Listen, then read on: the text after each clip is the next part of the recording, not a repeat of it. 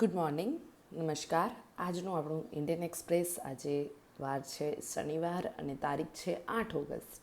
આજે જે મહત્ત્વના આર્ટિકલ ન્યૂઝ છે એ તમને આપણી ટેલિગ્રામ ચેનલમાં જઈ અને ટેલિગ્રામ ચેનલનું નામ છે ટીપટોપ તૈયારી, ત્યાંથી તમે આ ન્યૂઝપેપર હાઇલાઇટેડ તમને ત્યાં મળી જશે. જે પણ કામનું છે એટલું જ હાઇલાઇટ કરવામાં આવ્યું છે, કંઈ બાકી વધારે તમારે વાંચવાની જરૂર નથી. એના સિવાય આપણે અહીંયા જે તમારી માટે એડિટોરિયલ જે મહત્ત્વના છે એ ડિસ્કસ કરીએ છીએ, એટલું એક્ઝામ પોઈન્ટ ઓફ વ્યૂથી ઇનફ છે. તો આપણે આજનું આપણું આ ઇન્ડિયન એક્સપ્રેસ છે એની એડિટોરિયલ પેજની શરૂઆત કરતાં પહેલાં એક વસ્તુ મારે તમને એ કહેવાની છે કે આજનું લાઈવ છે એ 4 વાગે છે, સવારે નહોતું. બિકોઝ એક સારી વસ્તુ લઈ આવવી છે તમારી માટે, તો 4 વાગે રાખ્યું છે. બરાબર, તો તમે બધા જે પણ મેઇન્સ માટે તૈયારી કરતા હોય એ લોકો ત્યાં જોડાઈ જજો. અને તમારી સીસીઈની મેઇન્સ હોય કે જીપીએસસીની મેઇન્સ હોય, વોટ એવર, અહીંયાથી જે તમને લાઈવ લેક્ચરમાં ડિલિવર થશે એ તમને બહુ કામ લાગી શકે છે. આજનું આપણું વર્ડલી વાઇઝ છે એ છે the foundation of every state is the education of its youth. દરેક રાજ્યનો પાયો છે એ શું છે? તો એમના યુવાનોને જે શિક્ષણ આપે એ છે. તો આ વાક્ય કીધું છે ડાયોજિનસે. આ વાક્ય આપણે ઘણી બધી જગ્યાએ યુઝ કરી શકીએ છીએ. એવું નહીં વિચારવાનું કે માત્ર એજ્યુકેશનના એસેમાં કે આવા કોઈ ક્વેશ્ચનમાં ઉપયોગ કરી શકીશું, નહીં. આ વસ્તુ બહુ જ બધી મલ્ટિપલ જગ્યાએ તમે આને ઉપયોગમાં કરી શકો છો. અને એ વસ્તુ તમારે મગજમાં કે મને આ વાક્ય આવડે છે તો આના રિલેવન્ટ હું ક્યાંય બી લખી શકું તો મારે લખવાનું છે, એ શીખવાનું છે. હવે આપણે આપણા આર્ટિકલ છે જેનું ટાઇટલ છે food security act amendments will hurt the protest. બરાબર, આર્ટિકલ એ આપણા જીએસ પેપરના તમે જુઓ ક્યાં ક્યાં, તો GS 3માં એગ્રીકલ્ચર, ખાદ્ય સુરક્ષા, ત્યાર પછી પોવર્ટી, હંગર, હ્યુમન રિસોર્સ ને જે કેપિટલાઇઝ કરવાનો મુદ્દો છે, આ દરેક જગ્યાએ આપણે આ વસ્તુ ઉપયોગમાં લઈ શકીએ. આ આર્ટિકલ તમને કામ લાગશે. આ આર્ટિકલની શરૂઆત થાય છે મહાત્મા ગાંધી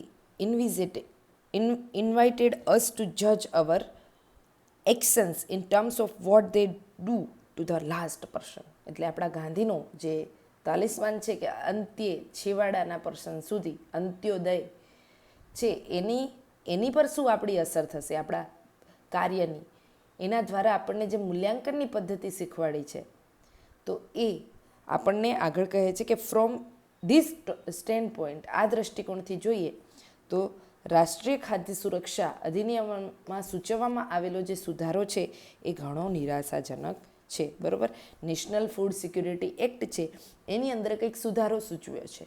બરાબર, એ ઘણો નિરાશાજનક છે. આગળ કહે છે indeed it is a direct attack on the food entitlements of poorest of the poor. હકીકતમાં આ સુધારો છે એ અતિ ગરીબમાંના જે ગરીબ લોકો છે એના અનાજના અધિકાર પર, બરાબર, એમનો ફૂડ એન્ટાઇટલમેન્ટ્સનો જે રાઇટ છે એની પર સીધો અસર કરે છે. જુઓ મિત્રો, અહીંયા હવે હું તમને કહું કે શું તમારે ધ્યાન રાખવાનું. સપોઝ કે અહીંયા આમને લખ્યું કે મહાત્મા ગાંધીનું શું છે સિદ્ધાંત કે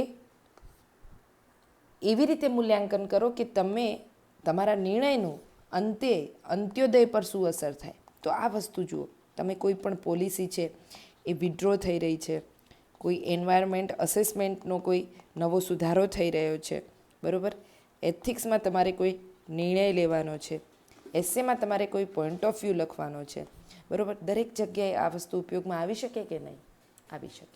તો આ રીતે તમારે શીખતા જવાનું છે. હવે આગળ જોઈએ આર્ટિકલમાં કે more precisely the amendment adversely affect the entitlements of household in Antyodaya category a little over 2 crore household. બરાબર, ચોક્કસ કહીએ તો આ સુધારો છે એ અંત્યોદય શ્રેણીના પરિવારોના અનાજના અધિકાર પર માઠી અસર કરશે. અતિ ગરીબોને વિશેષ સુરક્ષા પૂરી પાડવા માટે અટલ બિહારી વાજપેયીની જે સરકાર હતી ત્યારે 2000ની સાલમાં આપણે અંત્યોદય અન્ન યોજના શરૂ કરવામાં આવેલી. અંત્યોદય અન્ન યોજના એ સમયથી શરૂ છે. અંત્યોદય પરિવારોની ઓળખ એ સ્થાનિક સમુદાયોએ કરવાની રહેતી. એ વખતે સ્પેશિયલ પ્રોટેક્શન આપવામાં આવતું પુઅરેસ્ટ ઓફ ધ પુઅરને. તેઓ પ્રતિકાત્મક એટલે સિમ્બોલાઇઝ્ડ ભાવ ઉપર એમને અનાજ આપવામાં આવતું. અત્યારે જે રીતે 2 રૂપિયા મળે છે કિલો, એ રીતે 25 કિલો અનાજ એ સિમ્બોલાઇઝ્ડ ભાવ ઉપર એ સમયે પણ આપવામાં આવતું. અને પછીથી એને વધારીને અંત્યોદય માટે કેટલું કરવામાં આવ્યું? 35 કિલો કરવામાં આવ્યું છે. આજે આ વસ્તુને આપણે પ્રધાનમંત્રી ગરીબ કલ્યાણ અન્ન યોજના અન્વયે આપણે શું આપીએ છીએ? અંત્યોદય અન્ન યોજનાનું અનાજ મફત આપવામાં આવે છે. એટલે અંત્યોદય અન્ન યોજના એ સમયથી હતી. એનું નવું નામાભિધાન કરીને પ્રધાનમંત્રી ગરીબ કલ્યાણ અન્ન યોજના કરી નાખ્યું છે. બાકી આ કોઈ નવું ઇનિશિયેટિવ નથી. હવે આગળ લેખક કહે છે કે ઓરિજિનલી મૂળ રૂપે તો નિરાધાર પરિવારો જે હતા, બરાબર, જે આઈડેન્ટિફિકેશન ડેસ્ટિટ્યૂટ હાઉસહોલ્ડનું ગુજરાતી થશે નિરાધાર પરિવારોની ઓળખ માટે કોઈ ચોક્કસ માપદંડો નક્કી કરવામાં આવ્યા હતા. ધ સુપ્રીમ કોર્ટ, પરંતુ સુપ્રીમ કોર્ટે કેટલાક સંવેદનશીલ જૂથોને સ્પષ્ટ રીતે વ્યાખ્યાયિત કર્યા. વલ્નરેબલ ગ્રુપને સુપ્રીમ કોર્ટે સ્પષ્ટ રીતે વ્યાખ્યાયિત કર્યા. દાખલા તરીકે તમે જોવા જાઓ તો કોર્ટ રાઇટલી એકનોલેજ, કોર્ટે અતિ સંવેદનશીલ જે આદિવાસી જૂથો હતા, પીવીટીજીસ, બરાબર, આ બધાને એમની અસુરક્ષાને સ્વીકારીને એવો નિર્દેશ કર્યો સુપ્રીમ કોર્ટે કે આ તમામનો અંત્યોદય અન્ન યોજનામાં સમાવેશ થવો જોઈએ. મોટા પાયે પીવીટીજીસને પછીથી અંત્યોદય યોજનામાં સમાવિષ્ટ કરવામાં આવ્યા પણ ખરા. અને ત્યારથી અંત્યોદય અન્ન યોજનાના જે કાર્ડ્સ છે એ આવા પરિવારો માટે, જે પીવીટીજીસ ગ્રુપ છે એમના માટે એક મહત્વપૂર્ણ સ્ત્રોત બન્યા છે. શેનો? તો અનાજનો. સિમિલરલી આ જ રીતે જોઈએ તો કોર્ટે નોંધ્યું છે કે ભારતમાં મોટી સંખ્યામાં પરિવારો ખાદ્ય સુરક્ષાની મુશ્કેલીમાં છે, કારણ કે તેમની પાસે કમાણી કરનાર કોઈ સભ્ય નથી. તેના ઉદાહરણો, આના એક્ઝામ્પલ્સ આવા કોણ લોકો છે? તો જુઓ, આવામાં વૃદ્ધ યુગલો, જે લોકો સિનિયર સિટીઝન્સ કપલ છે એ, નાના બાળકોની વિધવા થયેલી માતાઓ, ત્યાર પછી જે દિવ્યાંગજન છે, જે ફિઝિકલી સ્ટ્રોંગ નથી દરેક કામ કરવા માટે, એ લોકો. તો આ બધા લોકો છે એ ક્યાંક ને ક્યાંક એમને આ પ્રકારનું સુપ્રીમ કોર્ટે એવા ઉદાહરણો આપ્યા કે ઘણા બધા પરિવારો છે, ઘણા લોકો છે એ મુશ્કેલીમાં છે ખાદ્ય સુરક્ષાની. એમાં આ લોકો એ પ્રાથમિક સ્તરે વધારે એનો ભોગ બને છે. ઇનસિગ્નિફિકન્ટ ઓર્ડર મે 2, 2003ના રોજ એક મહત્વપૂર્ણ આદેશમાં કોર્ટે આ તમામ પરિવારોને, આ તમામ લોકોને અંત્યોદય યોજનામાં સામેલ કરવાનો નિર્દેશ આપ્યો.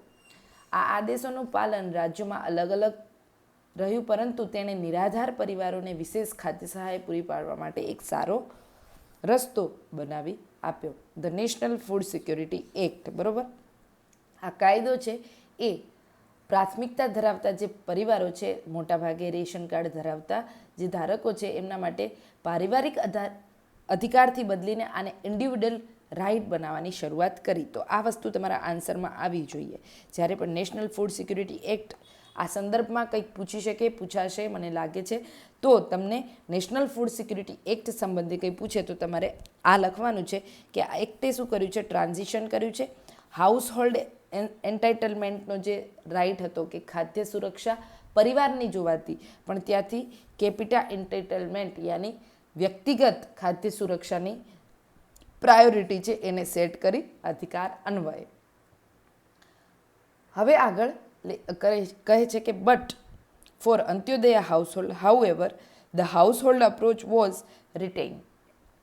પરંતુ અંત્યોદય પરિવાર માટે એક હાઉસહોલ્ડ અપ્રોચ હતો, એક પારિવારિક પદ્ધતિ છે એ જાળવી રાખવામાં આવી છે. તેનું કારણ એ હતું કે અંત્યોદય અન્ન યોજનાનું મુખ્ય ધ્યાન પરિવારો પર છે જ્યાં કમાનાર કોઈ જ નથી એવા પરિવારો પર, જેમ કે એકાંતમાં રહેતી વિધવાઓ હોય, વૃદ્ધ યુગલો હોય. સામાન્ય રીતે આ બધા કેવા છે? This tend to small household. આ બધા નાના પરિવારો છે.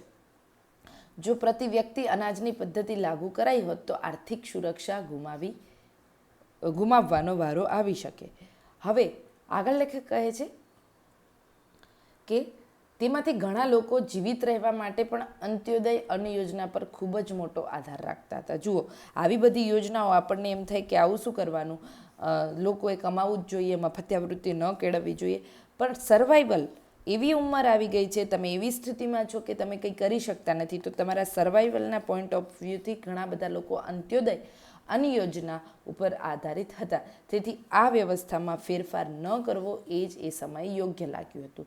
હવે બીજી રીતે કહીએ તો અત્યારે જે નેશનલ ફૂડ સિક્યુરિટી એક્ટ હેઠળ પ્રતિ વ્યક્તિ પદ્ધતિ પર જવું એ નાના અને નબળા પરિવારો માટે જોખમ હતું. હવે જુઓ, આનું હું તમને સમજાવું કે કેમ લેખક આવું કહે છે. અંત્યોદય અન્ન યોજના છે એની અંદર શું કરવામાં આવતું કે હાઉસ હોલ્ડ, બરાબર, યાની આખા પરિવારને ધ્યાનમાં રાખીને અનાજ આપવામાં આવતું. ઓકે, હવે જે નવો સુધારો છે NFSA અન્વયે આવેલો છે. આપણે કીધું કે આને વ્યક્તિગત ખાદ્ય સુરક્ષામાં બદલી નાખ્યું. આ સમજો આ કન્સેપ્ટ. અહીંયા પરિવારની ખાદ્ય સુરક્ષા ધ્યાને રાખવામાં આવતી અને અહીંયા આપણને આમ સમજવામાં સારું લાગે કે અચ્છા, વ્યક્તિગત ખાદ્ય સુરક્ષા, દરેકને રાઇટ ટુ ફૂડ છે. ના, હવે જોજો તમે, અહીંયા એક એવી વ્યક્તિ કમાનાર હતી જે મેલ કે ફિમેલ કોઈ પણ હતું, પરંતુ એના આધારે આખો પરિવાર એના ઉપર નિર્ભર હતો, બરાબર. તો અહીંયા આ વ્યક્તિ જો એને કંઈ એવું થઈ જાય છે કે જે કમાવા માટે અથવા તો પોતાના પરિવારનું પેટ ભરવા માટે સક્ષમ નહોતી રહેતી, તો આને એવો અધિકાર મળતો કે એના પરિવારનું ભરણ પોષણ કરી શકે. હવે NSAમાં સપોઝ આ જ સ્થિતિ અહીંયા છે, તો ખાદ્ય સુરક્ષા કોને મળશે? જે વ્યક્તિ ગંભીર છે એને જ. જે લોકો અહીંયા બાકી એના પર નિર્ભર છે, એના બાળકો, એમને ખાદ્ય સુરક્ષા મળશે નહીં. તો હવે વિચાર કરો, એક બાજુ આપણા દેશનો એક કાયદો છે જે એવું કહે છે કે બાળકો અથવા તો બાળમજૂરી પ્રતિબંધ છે.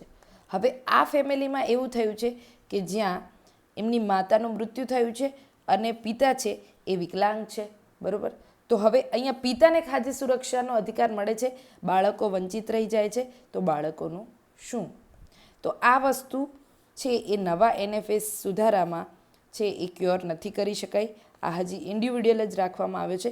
લેખક એમ કહે છે કે આને પરિવાર દીઠ હોય, પરિવારની ખાદ્ય સુરક્ષા વધારે જરૂરી છે, કારણ કે ઘણા બધા પરિવારોમાં એવું છે કે એક જ કમાનાર વ્યક્તિ હોય છે અને બાળકો અને અન્ય સિનિયર સિટીઝન્સ છે એ એની પર નિર્ભર હોય છે. આ વસ્તુ તમારે અહીંયાથી ક્લેરિફાઈ કરવાની જરૂર હતી, જે મેં તમને કહી દીધી. હવે આગળ આપણે હતા કે yes, under the proposed NFSA amendment, અત્યારે જે સુધારો જે પ્રપોઝ કરવામાં આવ્યો છે NFSA એક્ટ અન્વયે, એ સૂચિત સુધારા હેઠળ અંત્યોદય પરિવાર માટે દર મહિનાના 35 કિલો અનાજના બદલે પ્રતિ વ્યક્તિ 7 કિલો અનાજ કિલો અને પરિવાર દીઠ મહત્તમ 35 કિલો અનાજ આપવાની વાત છે, બરાબર. આગળ લેખક કહે છે, હવે જે પરિવારમાં 5થી વધારે સભ્યો ધરાવતા પરિવારો માટે કદાચ આનાથી કોઈ મોટો ફરક પડતો નથી, પરંતુ નાના પરિવારો તેમના વર્તમાન અનાજના હકમાંથી 20થી 80% સુધીનો હિસ્સો કદાચ ગુમાવી શકે છે.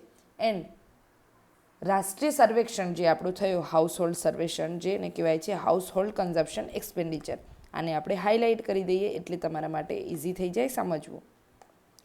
શું છે? હાઉસહોલ્ડ કન્ઝ્યુમર એક્સપેન્ડિચર સર્વે 2023-24માં થયો. એ મુજબ અંત્યોદય અન્ન યોજનાના મોટાભાગના પરિવારોમાં ચોક્કસ ટકા કહીએ તો 53% એ 5 કરતાં ઓછા સભ્યો ધરાવતા પરિવારો હતા. There are no gainer in this bargaining, only loser. હવે આ જે નવો સુધારો થયો છે એમાં જે આ નાના પરિવારો છે એમને નુકસાન જવાનું છે, બરાબર. તો અહીંયા તમે યાદ રાખજો કે અહીંયા આ જે 53% છે એ આ સંદર્ભમાં યાદ રાખવાના છે. નાના પરિવારો જેમાં 5 કરતાં ઓછા સભ્યો હોય એવા પરિવારોમાં 53% પરિવારો અંત્યોદય અન્ન યોજના અન્વયે સમાવિષ્ટ થાય છે. હવે આગળ કહે છે કે એકલી રહેતી મહિલાઓ આનાથી સૌથી વધુ પ્રભાવિત થશે. તમે જુઓ, there are nearly 1 million of them in Antyodaya category. Antyodaya કેટેગરીમાં આવતી મહિલાઓ કેટલી છે? 10 લાખ મહિલાઓ છે. આ ડેટા મુજબ HSFCનો જે ડેટા છે એ મુજબ 85% મહિલાઓ છે એ વિધવા છે, 14% છે એ કેવી છે? ઇલિટરેટ છે. બરાબર, 14% નહીં, સોરી, 74% છે એ ઇલિટરેટ છે. હવે અહીંયા તમને કદાચ દેખાતું નહીં હોય, બોર્ડર થોડી હેવી થઈ ગઈ એટલે યસ, 74% અને 85%. બરાબર, 85% વિધવા મહિલાઓ અને 74% અંત્યોદય અન્ન યોજનામાં હોય અને એકલી રહેતી હોય એવી મહિલાઓ 10 લાખ છે. એમાંથી 85% વિધવાઓ છે, 74% નિરક્ષર છે. હવે એસ્થર ડફલો નોબલ લોરિયેટ પર્સન છે. બરાબર, એ અહીંયા કહે છે એસ્થર ડેફલો કે અને બીજા કોઈના બી અભ્યાસો છે દર્શાવે છે કે આર્થિક ગરીબી ઉપરાંત તેમને માનસિક તણાવ, સામાજિક મુશ્કેલીનો પણ સામનો કરવો પડે છે. તો જ્યારે વિમેનના કન્ટેક્સમાં તમારે ખાદ્ય સુરક્ષાનો ક્વેશ્ચન પૂછાય ત્યારે તમે અલગ અલગ ડાયમેન્શન ખોલશો અને એ ડાયમેન્શનની અંદર તમારે એસ્થર ડફલોનું નામ લખીને જ લખવાનું છે કે જે મહિલાઓ એકલી રહેતી હોય, વિધવા હોય, નિરક્ષર હોય, એમનો સ્ટ્રેસ, માનસિક તણાવ અને સોશિયલ સ્ટિગ્મા, એમની પર જે સામાજિક મુશ્કેલીઓ છે એમને વધારે સામનો કરવો પડતો હોય છે. હવે સૂચિત સુધારા હેઠળ જ્યારે માસિક અનાજ 35 કિલોથી ઘટાડીને 7 કિલો થઈ જાય ત્યારે આ મહિલાઓને જે અનાજ મળતું હતું એમાં 80%નો ઘટાડો થાય છે. જુઓ, ઓલરેડી મહિલાઓ સમસ્યામાં છે, ઉપરથી આ કાયદામાં સુધારો થશે તો એમને આવો ગંભીર સમસ્યાનો સામનો કરવો પડી શકે છે. ઓફકોર્સ, લેખક કહે છે કે of course 35 kilo per month exceed food grains requirement of many small household. અલબત્ત દર મહિનાના 35 કિલો અનાજની જરૂરિયાત ઘણા નાના પરિવારો માટે વધારે હોઈ શકે છે, પરંતુ વધારાનું અનાજ સામાન્ય રીતે તમે કેશ ટ્રાન્સફર કરી શકો અને ચીજવસ્તુઓથી બદલી શકાય છે. અંત્યોદય અન્ન યોજનાના આ માસિક અનાજને માત્ર ખાવા માટેની ખોરાક તરીકે નહીં, પરંતુ એ જે તે પરિવાર છે એના માટે એક ઇકોનોમિક રિસોર્સ તરીકે પણ જોવું જોઈએ. બરાબર, હવે ઓડલી આશ્ચર્યની વાત તો એ છે કે દેશની સૌથી ગરીબ જનતા જે છે એ આ અધિકારમાં ઘટાડાને કારણે એમના સામે આ વસ્તુને સમાનતાના અધિકાર તરીકે યોગ્ય ઠેરવવામાં આવી રહી છે. દલીલ એ છે કે આનાથી અંત્યોદય શ્રેણીમાં પ્રતિ વ્યક્તિ મળતા અનાજનો તફાવત ઘટશે. પણ તમે પરિસ્થિતિ જે આપણે આગળ ચર્ચા કરી એ પ્રકારે એવી પરિસ્થિતિને આ કાયદો કદાચ સમજતો નથી એવું લાગે છે. સમાનતાના નામે તમે વધારે અન્યાય કરી રહ્યા છો એવું લેખક કહે છે. આ બાબત એવી છે કે પટાવાળા હોય કે ચોકીદાર હોય, આ બધા માટે પગારનો તફાવત ઘટાડીએ તો પટાવાળાનો જ પગાર ઘટાડી દેવો એવી સ્થિતિ થઈ. બરાબર, તો તમે આવી રીતે પગાર ઘટાડીને કંઈ સમાનતા લાવી શકો નહીં. દરેકને એની જરૂરિયાત મુજબનું શું મળવું જોઈએ? અનાજ મળવું જોઈએ એવું લેખક કહે છે. આગળ લેખક કહે છે કે the real motive for this amendment is likely to be save the money. એટલે સરકાર માટે ખરેખર મોટિવ તો કંઈ સમાનતા છે નહીં, પરંતુ ખર્ચ બચાવવાનો છે. જો કે સંભવિત બચત ખૂબ ઓછી છે. સરકારને એવું લાગે છે કે આનાથી બચત થશે, પણ એવી કોઈ બચત લેખક કહે છે થવાની નથી. લેખક આંકડા સાથે કહે છે કે 2023-24માં અંત્યોદય અન્ન યોજના માટે અનાજ ફાળવણી કેટલી હતી? 10 મિલિયન ટન હતી અને એના માટે સરકારે કેટલો ઉપાડ કર્યો હતો? તો 8.8 મિલિયન ટનનો. બરાબર, હવે આ માટે HFCAC એટલે હાઉસહોલ્ડ કન્ઝમ્પશન એક્સપેન્ડિચર સર્વેના ડેટા જોઈએ તો આ ડેટા શું સૂચવે છે? પરિવારના કદ અંગેના આ ડેટાનો ઉપયોગ કરીને આપણે સમજી શકીએ છીએ કે આ જે સૂચિત પદ્ધતિ હેઠળ અંત્યોદય અન્ન યોજનાને 7.6 મિલિયન ટનની અનાજની જરૂર પડશે. તો તમે જુઓ કે વધુમાં વધુ આ સુધારો થશે તો 2 મિલિયન ટન અનાજની જ બચત થશે. જ્યારે સરકારે તો પહેલેથી જ અનાજના વિશાળ વધારાના જથ્થા સામે ઓલરેડી ઝઝુમી રહી છે. આપણા જે સ્ટોરેજ છે એમાં ઓલરેડી જથ્થો વધારે છે અને એના કારણે ભારતમાં દર વર્ષે અનાજ બગડી પણ જાય છે. એક બાજુ તમે અંત્યોદય અન્ન યોજનામાં કે NFSAમાં અનાજ ઘટાડો છો અને બીજી બાજુ તમારી પાસે ફૂડ છે એ વેસ્ટ જાય છે. આ પ્રકારનો સુધારો કરવાની જરૂર જ શું છે? તમે સ્ટોર કર્યું છે તો લોકો સુધી પહોંચાડો, લોકોના પેટને સુરક્ષિત કરો, પરંતુ સરકારને ખબર નહીં કયા પ્રકારે એમનું કેલ્ક્યુલેશન છે એની ઉપર આ લેખક છે એ કટાક્ષ કરે છે. આગળ લેખક કહે છે કે instead of chasing minor saving, આ પ્રકારની નાની નાની બચત કરવાને બદલે સરકારે અંત્યોદય અન્ન યોજનામાં જ એનો કાર્યક્રમ છે એનામાં સુધારો કરવો જોઈએ. અંત્યોદય અન્ન યોજનાની યાદીઓ ખૂબ જૂની છે. પાત્રતા ધરાવતા આમાં જે અંત્યોદય અન્ન યોજના પ્રોગ્રામનું જે આખું ડેટાબેઝ છે એમાંથી ઘણા બધા લોકોના અત્યારે મૃત્યુ થઈ ગયા છે. નવા લોકોને એડ નથી કરવામાં આવ્યા. કોઈપણ રાશન કાર્ડને રદ કર્યા વગર જેઓ આ યોજનાના હકદાર છે એમને સામેલ કરવા માટે સદ્ધર પરિવારો છે એ પણ આ યોજનામાં સામેલ છે. તો હવે જુઓ કે એકચ્યુઅલી ડેટાબેઝમાં સુધારો કરવાનો છે, નહીં કે જે ક્વોન્ટિટી સરકાર આપી રહી છે એમાં. તમામ નિરાધાર પરિવારોને અંત્યોદય યોજનાના કોટામાં આવરી લેવા જોઈએ. કોટા કદાચ વધારવો જોઈએ. કેટલાક રાજ્યોએ અગાઉથી આવું કર્યું છે, બરાબર. અંત્યોદય પરિવારોને રેશનિંગ તરીકે દાળ, ખાદ્ય તેલ વગેરે પીડીએસમાં સામેલ કરેલું છે. જ્યાં સુધી NFSAના સુધારાની વાત છે તો તેને કચરા પેટીમાં ફેંકી દેવો જ સૌથી ઉત્તમ છે. એટલે it best two throw in dustbin. એટલે તમે આ સુધારો જે કર્યો એ તો કચરા પેટીમાં નાખવા જેવો છે. આવો સુધારો કરાય નહીં એવું લેખક કહે છે. તો આ આર્ટિકલ હતો. આશા છે કે તમને ખાદ્ય સુરક્ષાના પેપરમાં અહીંયાથી ડાયમેન્શન મળી રહે લખવા માટે. એક તો આપણે મેં શરૂઆતમાં કીધું એ, પછી આ બંને જે NFSA રાઇટ છે, અંત્યોદય યોજના છે, એનામાં એન્ટાઇટલમેન્ટનો જે કોન્સેપ્ટ છે એ કઈ રીતે ચેન્જ થયો, પરિવારથી વ્યક્તિ તરફ થવાથી એનાથી શું નુકસાન થઈ શકે એમ છે, મહિલાઓ ઉપર એની શું અસર થઈ શકે, દિવ્યાંગજન ઉપર શું થઈ શકે, સિનિયર સિટીઝન્સ પર શું થઈ શકે, બાળકો પર શું થઈ શકે. આંકડાઓ આ રીતે યાદ રાખવાના છે, બરાબર. તો આ હતું આજનો આપણો આ આર્ટિકલ. હવે જે બીજો આર્ટિકલ છે એ આપણે એ જોવાનો છે. બીજા કોઈ આ પેજ ઉપર ખાસ કોઈ આર્ટિકલ એટલા કામના નથી, તમે નહીં વાંચો તો ચાલશે, સ્કીપ ઇટ, ટ્રસ્ટ મી. હવે જે આર્ટિકલ આપણે જોઈ લઈએ એ એક્સપ્લેન પેજ ઉપર સાયબર સિક્યોરિટીને AIને લઈને એક આર્ટિકલ છે. આ આર્ટિકલ આપણે જોઈ લઈએ. આ આર્ટિકલ છે એની શરૂઆત થાય છે અને મિત્રો આ આર્ટિકલ છે તે મારે કામ આવી શકે સાયન્સ એન્ડ ટેકનોલોજીના પેપરમાં, મેઇન્સમાં, અને સાથે જે વધતી AIની ચેલેન્જ છે એ સિક્યોરિટીના કોન્સેપ્ટથી સાયબર સિક્યોરિટી વિશે કંઈ પણ પૂછાઈ શકે છે. આ બાબતે લેંગ્વેજના પેપર છે એની અંદર તમે વેલ્યુ એડ કરી શકો છો. તો એ દ્રષ્ટિથી આપણે આ આર્ટિકલ જોઈશું. આર્ટિકલની શરૂઆત થાય છે કે હમણાં આ અઠવાડિયામાં, તાજેતરના અઠવાડિયામાં OpenAI છે, એન્થ્રોપિક છે, મેટા છે અને UKનું જે AI સિક્યુરિટી ઇન્સ્ટિટ્યૂટ છે એ સાથે જોડાયેલા 4 અલગ અલગ ખુલાસાઓ આવ્યા. અને આ જે ખુલાસાઓ જોવા મળ્યા એમાં AI એજન્ટ્સને લોન્ચ કરતાં પહેલાં કેવી રીતે ચકાસવા જોઈએ એ અંગે નવા પ્રશ્નો ઊભા કરે છે. તો જુઓ, તમારી માટે આ 3 કંપનીઝના નેમ છે એ તમારે યાદ રાખવાના છે. સાથે AI એજન્ટ એ સાયબર સિક્યુરિટી AI રિલેટેડ કંઈ પૂછાય તો તમારે આ કીવર્ડ તમારા આન્સરમાં નાખવાનો છે. હવે અહીંયા આ વસ્તુ તમે યાદ રાખજો. AISI એ શું છે? તો AI સિક્યુરિટી ઇન્સ્ટિટ્યૂટ છે. ક્યાંની છે?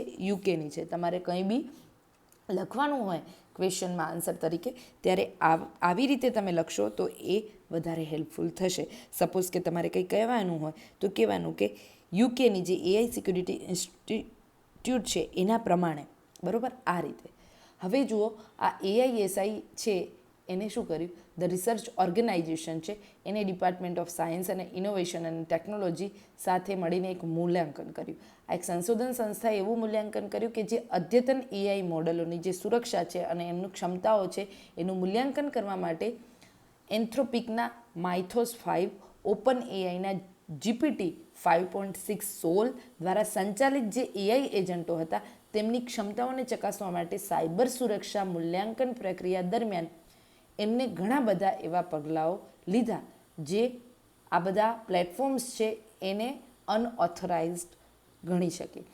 હવે ઇન્ડિયન એક્સપ્રેસ એ આમની સાથે વાતચીત કરી હશે. એમના નિવેદન અને એના તારણો પર પ્રતિક્રિયા આપતા બ્રિટનનું જે AI મંત્રી છે, ત્યાંના બ્રિટનના AI મંત્રીનું નામ છે કનિષ્ક નારાયણ, એને જણાવ્યું કે આ જે પ્રવૃત્તિ, આ પ્રક્રિયા, મૂલ્યાંકનની પ્રક્રિયા જે એમને કરી એ રૂટીન સાયબર સુરક્ષા પરીક્ષણ દરમિયાન મળી આવી હતી.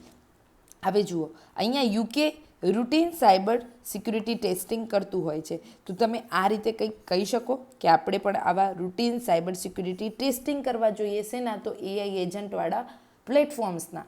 બરાબર, આ રીતે આપણે શીખતા જવાનું છે. હવે આગળ કહે છે કે આ દરમિયાન જે આ ઇન્સ્ટિટ્યૂટ છે એઆઈએસઆઈ, એને આજે સાયબર સિક્યુરિટીની સામે જેટલી અનઓથોરાઇઝ્ડ એક્ટિવિટી મળી આવી એને ત્યાં સ્ટોપ કરવા માટે એના ઉપર કામ કર્યું.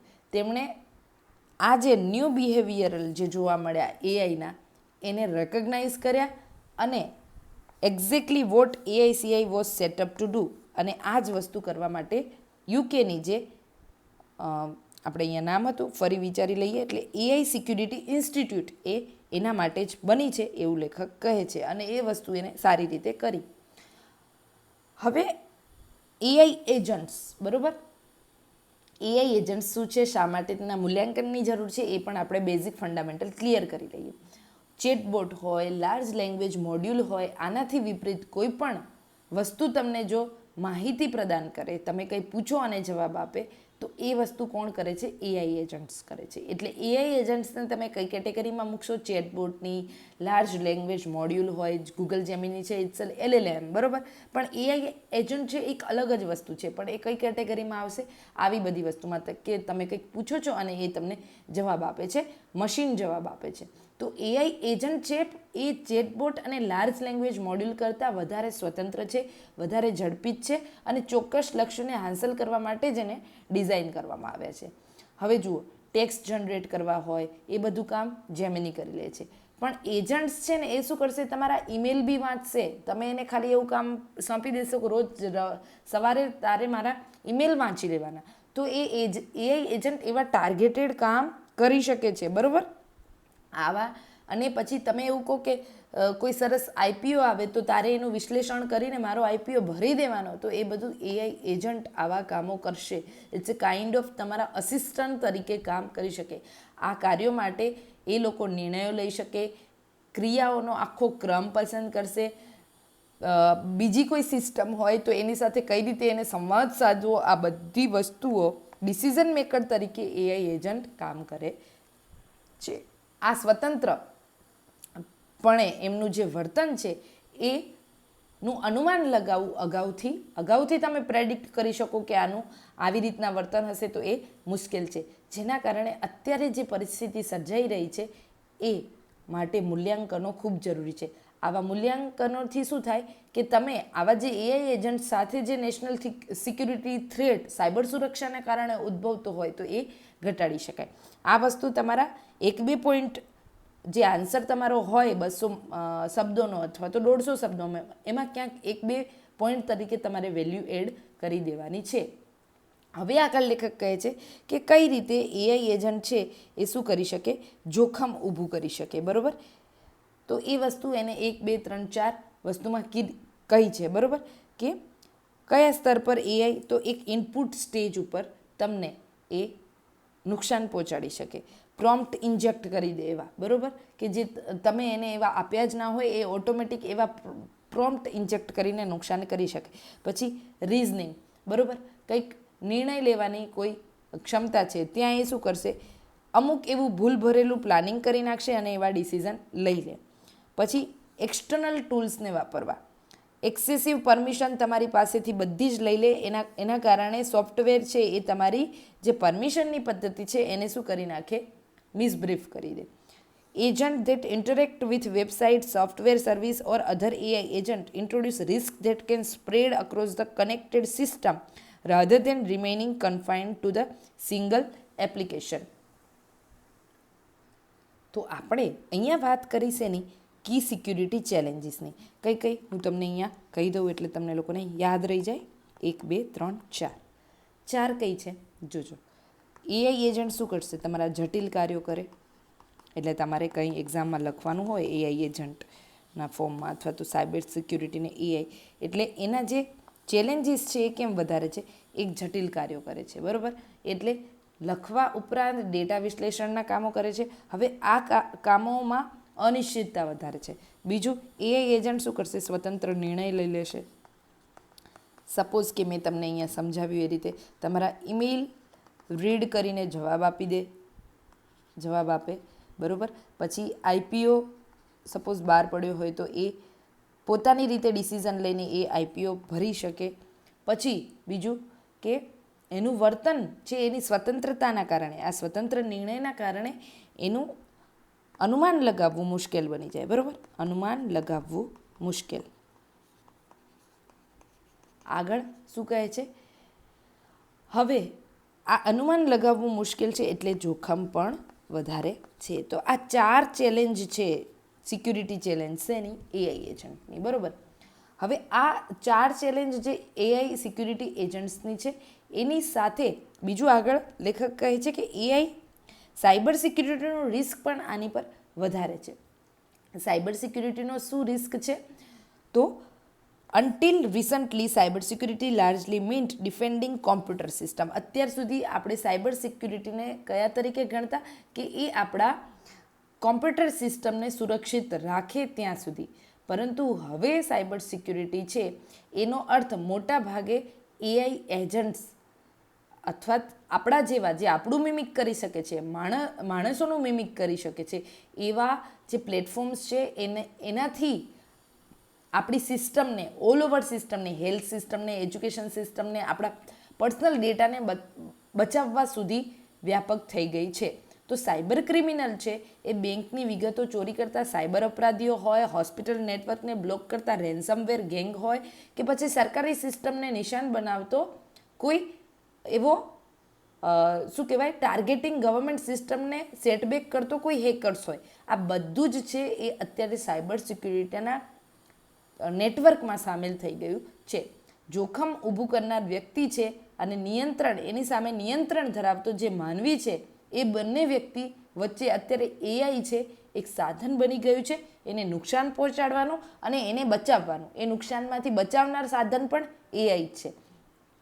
હવે એઆઈનું જે આખું માળખું છે, એઆઈ એજન્ટનું માળખું, એને આપણે ટૂંકમાં આપણી પરીક્ષાની દ્રષ્ટિએ એ રીતે જ સમજવાનું છે કે જો આમાં ઘણા બધા જે સંશોધકો છે, રિસર્ચ જે આની પાછળ કરે છે એ લોકો એ વસ્તુ સમજાવે છે કે આ એઆઈ સેફટી સંશોધકો આ ક્ષમતાની નિષ્ફળતા એ રીતે જુએ છે કે આ વસ્તુ છે એને કંટ્રોલ કરવી અઘરી છે, બરાબર. એક એનજીઓ છે, અહીંયા નામ આપ્યું છે, આને તમે તમારા એક્ઝામમાં સીધું આ રીતે જ લખવાનું, બરાબર. કે એનજીઓ ઇટ ફોર ચેન્જ કરીને એક એનજીઓ છે જે આઈટી ક્ષેત્રમાં કામ કરે છે.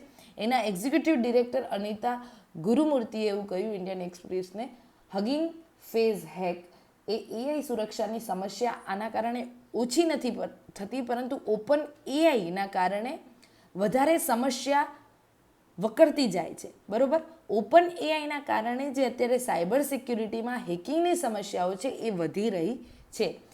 It four change NGO platform છે એનું એનાલિસિસ આવું કહે છે. તો આવું એકાદુક વસ્તુ આપણે આન્સરમાં લખી નાખવાની. આગળ કે that views is shared in sum security research. આ દ્રષ્ટિકોણથી કેટલાક સુરક્ષા માટે કામ કરતા લોકો હોય એમને આ વ્યૂઝ શેર કરવામાં આવ્યા. તો એમને પણ આવું કીધું કે અગેઇન આ એજન્ટની સુરક્ષાને સુનિશ્ચિત કરવી એ સિસ્ટમ્સ પ્રોબ્લેમ તરીકે વર્ણવે છે એને. અન્ય સંશોધકો પણ અગેઇન આવી જ બધી દલીલો કરે છે એવું આર્ટિકલમાં કહેવામાં આવ્યું છે, બરાબર. હવે આગળ અત્યારે જે સમસ્યા છે એને જોવા જઈએ તો regardless the how research ultimately classify them, AI એજન્ટને તમે કઈ રીતે ક્લાસિફાઈ કરો છો એના કરતાં આ ઇન્સિડન્ટ છે એ એવું સજેસ્ટ કરે છે કે હવે આપણે એઆઈ સેફટી સંશોધન પૂરતા મર્યાદિત પ્રશ્નો હવે સાયબર સુરક્ષા માટે વધુ ને વધુ રિલેવન્ટ બની ગયા છે. કારણ કે એક સ્વતંત્ર સિસ્ટમ ઊભી કરી રહ્યા છીએ, પરંતુ વાસ્તવિક દુનિયાના જે સાધનો છે એના ઇન્ફ્રાસ્ટ્રક્ચર છે એને આપણે વધારે મજબૂત બનાવવા પડશે. ઇન્ફ્રાસ્ટ્રક્ચર અને રિયલ વર્લ્ડના જે ટૂલ્સ છે એને વધારે મજબૂત બનાવવાની જરૂર છે, બરાબર. તો મૂળભૂત રીતે આ આર્ટિકલ મેં તમારી આગળ એટલા માટે અત્યારે આપણે ચર્ચામાં લીધો કે ક્યાંક આવી વસ્તુઓ છે જે સાયન્સ એન્ડ ટેકનોલોજી ક્ષેત્રમાં ડેવલપ થઈ રહી છે અને આ બધા પ્રશ્નો પૂછાય ત્યારે તમે આવું કંઈક લખી દો કે યુકેની જે એઆઈ સિક્યુરિટી ઇન્સ્ટિટ્યૂટ છે એના મુજબ આવી વાત છે કે એઆઈ મોડલ્સ જે નવા વધી રહ્યા છે એને અલગ અલગ સમસ્યાઓ સર્જી છે અને એ સમસ્યાઓ એમના જટિલ કાર્યોને કારણે, સ્વતંત્ર નિર્ણય લેવાની ક્ષમતાને કારણે અને આપણી એ બાબતની અનુમાન લગાવવાની ક્ષમતા મર્યાદિત હોવાને કારણે અત્યારે જોખમ વધારી રહી છે. અને આ માટે આપણે સાયબર સુરક્ષા છે એ કમ્પ્યુટર સિસ્ટમ પૂરતી મર્યાદિત નથી, હવે એ હેલ્થ એજ્યુકેશન સરકારની સિસ્ટમ સુધી વ્યાપક બની ગઈ છે. અને આની માટે આપણે વધારે રિયલ વર્લ્ડ ટૂલ અપનાવવા જોઈએ, ઇન્ફ્રાસ્ટ્રક્ચરમાં વધારે સુધારો કરવાની જરૂર છે. તો અલ્ટિમેટલી આ આર્ટિકલનો સારાંશ મેં તમને ઇન ધ એન્ડ આપી દીધો. આશા છે કે તમને આ આર્ટિકલ મદદરૂપ થાય તમારી આવનારી એક્ઝામમાં, તમે આનામાંથી વેલ્યુ એડિશન શીખી અને સારા સારા પોઈન્ટ્સ જનરેટ કરી શકો. Thank you so much for listening this discussion. આપણે સાંજે 4 વાગે લાઈવમાં મળીએ છીએ, તો તમે લિંક ટેલિગ્રામ ચેનલમાં શેર કરવામાં આવશે, તમારે એમાં જોડાવાનું છે. ટેલિગ્રામ ચેનલમાં આવેલી લિંકને અને અહીંયા અત્યારે જે સ્ટ્રીમિંગ કદાચ કરી દીધું હોય તો તમે એને નોટિફિકેશન ઓન રાખજો, જેથી તમે ચૂકી ન જાઓ આ session. Thank you so much.